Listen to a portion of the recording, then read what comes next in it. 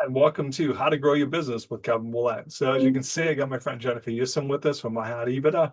And today we're going to start by talking a little bit about 1099s versus full-time equivalents. Good morning, Jennifer. Welcome to the show.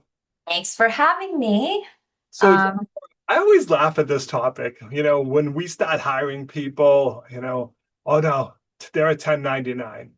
And I'm like, well, when you look at the classic definition, they're not really.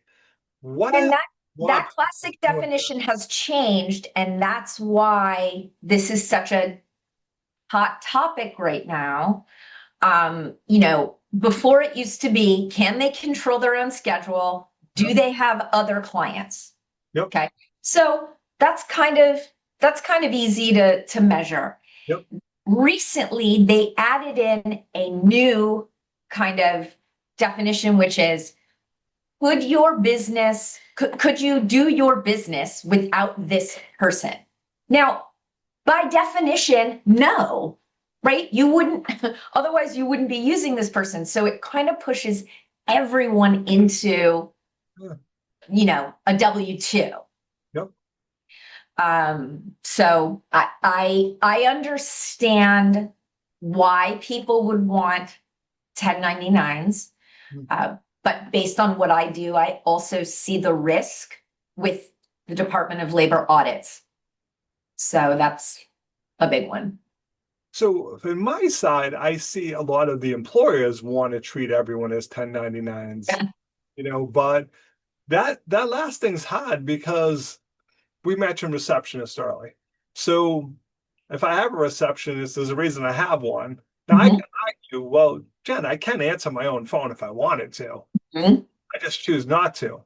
But but it feels like they are a full-time equivalent. They're not a 1099, especially when in my office for 40 hours a week. Oh, that goes without saying. I mean, we have clients that have been using the same contractors on the same gigs Yep, for years. yep, That is, for all intents and purposes, a W-2 employee.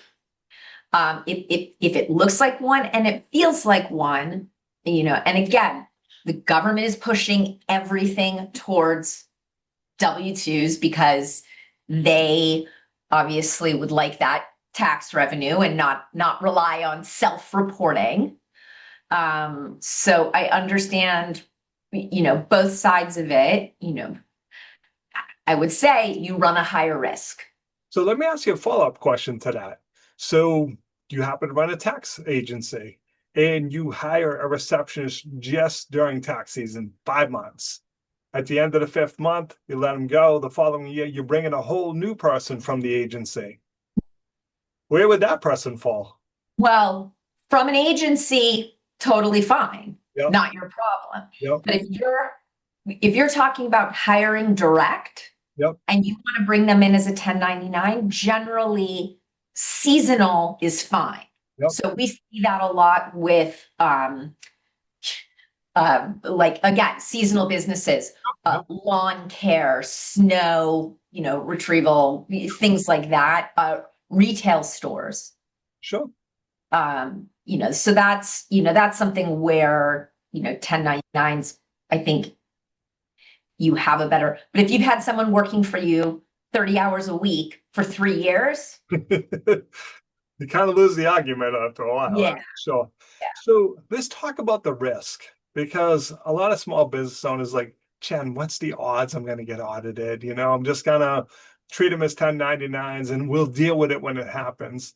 It seems like, again, please, if you're watching the show, please understand this is educational. Please don't take this as financial advice because things do change, as Jen just showed us earlier. But it seems to be a pretty big risk. I would think the fines and penalties would be significant if you've had someone on your books for 4 years. Yes. And what it does, it opens a door. Okay. So it's not just going to be looking at employee A.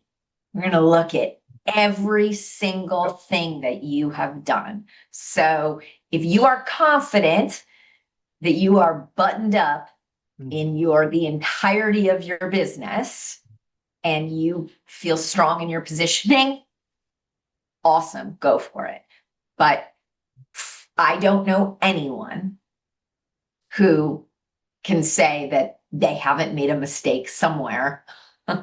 And the cost, to me, I live in the land of uh, conservative, views and pessimistic, and world's going to come to an end because I've been through those audits. Yep. Woof. Yeah. No. Yep. So that's my POV. And really, your risk tolerance, I guess, is gonna Summit. guide you. So Jennifer, what's the best way for people to reach out to if they want to learn more about this topic?